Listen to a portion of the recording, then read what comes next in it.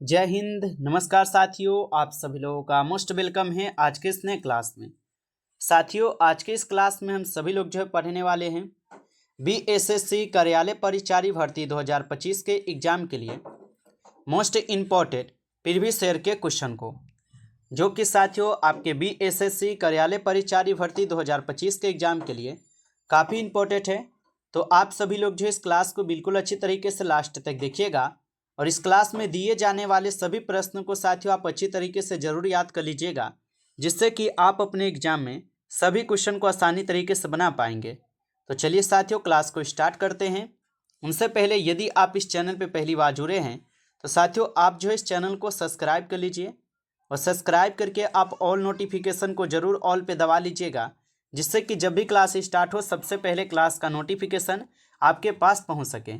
तो साथियों आप इस चैनल को सब्सक्राइब कर लीजिए, साथ ही साथ आप जो है इस क्लास को ज़्यादा से ज़्यादा लाइक जरूर कर लीजिएगा। तो चलिए साथियों क्लास को स्टार्ट करते हैं और देखिएगा साथियों क्वेश्चन क्या दिया गया है। क्वेश्चन दिया गया है कि किस पंचवर्षीय योजना का मुख्य उद्देश्य तीव्र और अधिक समावेशी वृद्धि था। साथियों ये सभी क्वेश्चन जो ना बिल्कुल इम्पोर्टेंट और सिलेक्टेड क्वेश्चन लिए गए हैं, जिससे कि आपके पेपर में साथियों 100% ये सभी क्वेश्चन आपको देखने को मिलेंगे। तो आप अच्छे से इन प्रश्न को याद कर लीजिएगा और बताइए कि किस पंचवर्षीय योजना का मुख्य उद्देश्य तीव्र और अधिक समावेशी वृद्धि था। तो साथियों याद रखिएगा 11वीं पंचवर्षीय योजना हो जाएंगे, ऑप्शन सी सही जवाब है। चलिए आगे बढ़ते हैं साथियों और अगला क्वेश्चन देखिएगा। क्वेश्चन क्या दिया गया है। क्वेश्चन दिया गया है कि भारत के किस राज्य की साक्षरता दर निम्नतम है। लगाइए साथियों आंसर क्या होगा। भारत के किस राज्य की साक्षरता दर निम्नतम है। तो याद रखिएगा भारत के किस राज्य की साक्षरता दर निम्नतम है, तो आप साथियों बताएंगे बिहार राज्य की साक्षरता दर निम्नतम है। ऑप्शन बी सही जवाब है इस क्वेश्चन का आंसर। चलिए आगे बढ़ते हैं साथियों। अगला क्वेश्चन देखिएगा। क्वेश्चन है कि हीराकुंड बांध किस राज्य में अवस्थित है और यह किस नदी पर बना है। बताइए साथियों, ये सभी क्वेश्चन काफ़ी इंपॉर्टेंट और वीवीआई सेलेक्टेड क्वेश्चन साथियों आपको करवा रहे हैं, जिससे कि आपके पेपर में साथियों 100% ये सभी क्वेश्चन आएंगे। तो आप अच्छे से इनको याद कर लीजिएगा और बताइए कि हीराकुंड बांध किस राज्य में अवस्थित है और यह किस नदी पर बना है। तो साथियों याद रखेंगे आप सभी लोग, इस क्वेश्चन का सही जवाब ऑप्शन यहाँ पे सी हो जाएगा, ओडिशा और महानदी। ऑप्शन सी यहाँ पे सही जवाब है। अगला प्रश्न आता है कि दीनबंधु सार्वजनिक सभा की स्थापना किसके द्वारा की गई थी। तो दीनबंधु सार्वजनिक सभा की स्थापना किसके द्वारा की गई थी। साथियों याद रखेंगे आप सभी लोग ज्योतिबा फुले हो जाएंगे। ऑप्शन बी सही जवाब है, ज्योतिबा फुले हो जाएंगे। अगला प्रश्न आता है। क्वेश्चन है कि इंडिया विजन 2020 किसने तैयार किया था। तो इंडिया विजन 2020 जो है ना किसने तैयार किया था। तो साथियों आप सभी लोग याद रखेंगे एपीजे अब्दुल कलाम हो जाएंगे। ऑप्शन सी आपका सही जवाब है, एपीजे अब्दुल कलाम। अगला प्रश्न क्वेश्चन है कि संगम योजना किससे संबंधित है। बताइए साथियों, संगम योजना जो है ना ये किससे संबंधित है। तो साथियों याद रखेंगे संगम योजना जो है ग्रामीण क्षेत्रों में विकलांगों से संबंधित है। ऑप्शन सी लगा रहे हैं, तो साथियों सही जवाब है आपका ग्रामीण क्षेत्रों में विकलांगों से। चलिए आगे देखिएगा साथियों। क्वेश्चन आपका है कि पूर्ण सूर्य ग्रहण कब घटित होता है। चलिए साथियों आंसर लगाइएगा कि पूर्ण सूर्य ग्रहण कब घटित होता है। तो साथियों याद रखिएगा आप सभी लोग अमावस्या के दिन होता है। ऑप्शन बी लगा रहे हैं, तो सही जवाब है अमावस्या के दिन। अगला प्रश्न साथियों कि गोल्डन सिटी के रूप में कौन प्रसिद्ध है। चलिए साथियों आंसर लगा दीजिए कि गोल्डन सिटी के रूप में जो है ना कौन प्रसिद्ध हो जाएंगे। तो साथियों याद रखेंगे गोल्डन सिटी के रूप में जो है यहाँ पर प्रसिद्ध हो जाएंगे आपके कौन, तो जैसलमेर हो जाएंगे। ऑप्शन आपका सी सही जवाब है, जैसलमेर हो जाएंगे। चलिए आगे देखते हैं साथियों। क्वेश्चन देखिएगा। क्वेश्चन है और क्वेश्चन क्या दिया गया है कि किस राज्य में सर्वप्रथम पंचायती राज की शुरुआत की गई थी। चलिए साथियों बताइएगा कि किस राज्य में सर्वप्रथम पंचायती राज की जो है शुरुआत की गई थी। तो साथियों याद रखेंगे आप सभी लोग, तो किस राज्य में सर्वप्रथम पंचायती राज की शुरुआत की गई थी, तो आपको पता ही होगा राजस्थान में है, क्योंकि यह प्रश्न आपको कितनी बार हम पढ़ाए हैं। ऑप्शन बी सही जवाब है। अगला प्रश्न कि हमीदा बानो बेगम किसकी माँ थी। बताइए साथियों कि हमीदा बानो बेगम किसकी माँ थी। तो हमीदा बानो बेगम जो है साथियों ये सम्राट अकबर की माँ थी। ऑप्शन डी आपका सही जवाब है, यहाँ पर सम्राट अकबर होगा। अगला प्रश्न क्वेश्चन है साथियों कि राष्ट्रीय मानव अधिकार आयोग की स्थापना जो है कब की गई थी। बताइए साथियों, राष्ट्रीय मानव अधिकार आयोग की स्थापना कब की गई थी। तो राष्ट्रीय मानव अधिकार आयोग की स्थापना की गई थी 1993 में। ऑप्शन सी सही जवाब है, 1993। अगला प्रश्न आता है साथियों, क्वेश्चन दिया गया है और क्वेश्चन क्या दिया गया है कि डुंगेश्वरी पहाड़िया जो है ना ये कहाँ पर अवस्थित है। चलिए साथियों आंसर लगाइएगा कि डुंगेश्वरी पहाड़िया जो है ये कहाँ पर अवस्थित है। तो साथियों आप सभी लोग जो है याद रखेंगे साथियों ये बिहार में है। ठीक है, ऑप्शन बी आपका सही जवाब है, यहाँ पर बिहार में है। आगे देखिए क्वेश्चन आता है साथियों, क्वेश्चन है कि राष्ट्रीय खिलाफत स्वराज पार्टी की स्थापना जो है कब की गई थी।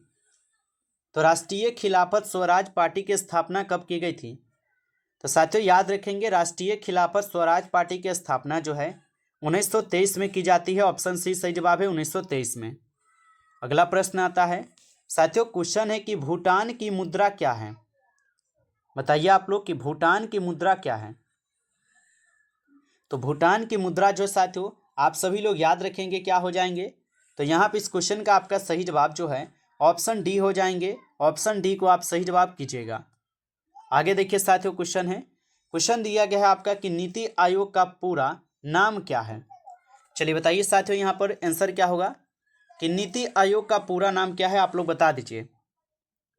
तो याद रखेंगे साथियों नीति आयोग का पूरा नाम हो जाएंगे यहाँ पर क्या, तो national institution for transforming India, यानी कि ऑप्शन बी दिया गया है कि national institution for transforming India हो जाएंगे। ऑप्शन बी आपका यहाँ पे बिल्कुल सही जवाब है।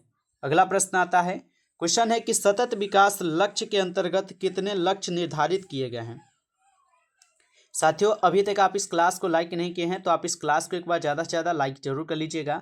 चैनल पे पहली बार जुड़ रहे हैं तो आप इस चैनल को सब्सक्राइब कर लीजिए और सब्सक्राइब करके आप ऑल नोटिफिकेशन को जरूर ऑल पे दबा लीजिएगा ताकि जब भी क्लास स्टार्ट हो सबसे पहले क्लास का नोटिफिकेशन आपके पास पहुँच सके। क्योंकि साथियों आपके BSSC कार्यालय परिचारी भर्ती 2025 के एग्जाम के लिए बिल्कुल यहाँ पर आपको इंपॉर्टेंट और सेलेक्टेड क्वेश्चन आपको करवाए जा रहे हैं। तो आप चैनल को सब्सक्राइब करके जुड़ जाइए। यदि आपको PDF चाहिए तो आप कमेंट करके बता सकते हैं। और लगाइए आंसर कि सतत विकास लक्ष्य के अंतर्गत कितने लक्ष्य निर्धारित किए गए हैं। तो साथियों याद रखेंगे आप सभी लोग 17 लक्ष्य। ऑप्शन सी सही जवाब है, 17 लक्ष्य होगा। अगला प्रश्न आता है साथियों, भारतीय स्वतंत्रता आंदोलन के दौरान मुस्लिम लीग के द्वारा मुक्ति दिवस जो है ये कब मनाया गया था। तो भारतीय स्वतंत्रता आंदोलन के दौरान मुस्लिम लीग के द्वारा मुक्ति दिवस कब मनाया गया था। तो साथियों याद रखेंगे 22 दिसंबर 1939 को। ऑप्शन डी आपका सही जवाब है। अगला प्रश्न आता है, क्वेश्चन है कि पूर्व से सूर्य की अधिकतम दूरी कितनी है। सॉरी पृथ्वी से है बच्चों, कि पृथ्वी से सूर्य की अधिकतम दूरी कितनी है।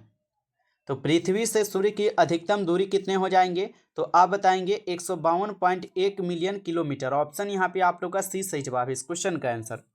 अगला प्रश्न क्वेश्चन है कि ब्रिटिश भारत में बिहार राज्य के प्रथम प्रधानमंत्री कौन थे। तो ब्रिटिश भारत में बिहार राज्य के प्रथम प्रधानमंत्री कौन थे। तो साथियों याद रखेंगे मोहम्मद यूनुस थे। ऑप्शन सी आपका सही जवाब है। अगला प्रश्न आता है कि खारिया जनजाति मुख्य रूप से किस राज्य में निवास करती है। बताइए साथियों कि खारिया जनजाति मुख्य रूप से किस राज्य में निवास करती है।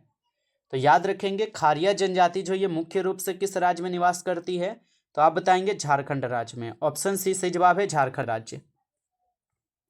अगला प्रश्न, भारतीय संविधान की 11वीं अनुसूची के अंतर्गत पंचायत के 29 राज्यों का संबंध किस अनुच्छेद से है। तो भारतीय संविधान की 11वीं अनुसूची के अंतर्गत पंचायत के 29 राज्यों का संबंध किस अनुच्छेद से है। तो साथियों याद रखेंगे आप सभी लोग ये अनुच्छेद 243 के जी में है। ऑप्शन बी आप लोग का सही जवाब है, अनुच्छेद 243 के जी होगा। चलिए आगे देखिए क्वेश्चन दिया गया है आप लोग का। क्वेश्चन है कि धन विधेयक की परिभाषा का प्रावधान संविधान के किस अनुच्छेद में किया गया है। चलिए बताइएगा धन विधेयक की परिभाषा का प्रावधान संविधान के किस अनुच्छेद में किया गया है। तो आप याद रखिएगा अनुच्छेद 110 में जो है धन विधेयक का प्रावधान है। तो ऑप्शन बी आपका सही जवाब है, अनुच्छेद 110। अगला प्रश्न आता है साथियों, क्वेश्चन है कि भारत में कृष्ण क्रांति किस क्षेत्र से जो है संबंधित है। तो बताइए कि भारत में कृष्ण क्रांति किस क्षेत्र से संबंधित है। तो साथियों याद रखेंगे पेट्रोलियम से संबंधित है। ऑप्शन बी आपका सही जवाब है, पेट्रोलियम से। अगला प्रश्न आता है, क्वेश्चन दिया गया साथियों कि बिहार में सर्वप्रथम राष्ट्रपति शासन कब जो है ना लागू किया गया था। चलिए बताइएगा कि बिहार में सर्वप्रथम जो है राष्ट्रपति शासन कब लागू किया गया था। तो बिहार में सर्वप्रथम राष्ट्रपति शासन जो है ये लागू किए गए थे आपके 1968 में। ऑप्शन बी हो जाएगा सही जवाब, 1968। अगला प्रश्न आता है, क्वेश्चन है कि शल्य क्रिया में पट्टियों के रूप में जो है ना किसका प्रयोग किया जाता है। तो शल्य क्रिया में पट्टियों के रूप में किसका प्रयोग किए जाते हैं। तो आप बताएंगे यहाँ पे कैल्शियम सल्फेट का। ऑप्शन यहाँ पर आप लोग का सही जवाब है, कैल्शियम सल्फेट का। अगला प्रश्न, क्वेश्चन दिया गया है कि मेंडलीव की आवर्त सारणी में ऊर्ध्वाधर कॉलम को क्या कहा जाता है। तो साथियों याद रखेंगे समूह, ग्रुप यानी बोला जाता है। ऑप्शन बी है, समूह या ग्रुप आप बोल सकते हैं, ऑप्शन बी है। अगला प्रश्न कि बैगनी रंग का तरंगदैर्घ्य जो है ये कितना होता है। तो बैगनी रंग का तरंगदैर्घ्य कितना होता है। तो सबसे कम होता है। ऑप्शन सी यहाँ पर आपका सही है, सबसे कम होता है। अगला प्रश्न आता है, क्वेश्चन है निम्नलिखित में से कौन सबसे भारी तत्व कौन सा है। तो निम्नलिखित में से सबसे भारी तत्व जो है कौन सा हो जाएगा। तो यहाँ पे इस क्वेश्चन का आपका सही जवाब साथियों ऑप्शन डी हो जाएंगे, ओसिमियम हो जाएंगे। ऑप्शन डी यहाँ पे इस क्वेश्चन का सही जवाब है। अगला प्रश्न आता है, विद्युत इस्त्री में क्या उपयोग किया जाता है। तो विद्युत इस्त्री में क्या उपयोग किया जाता है।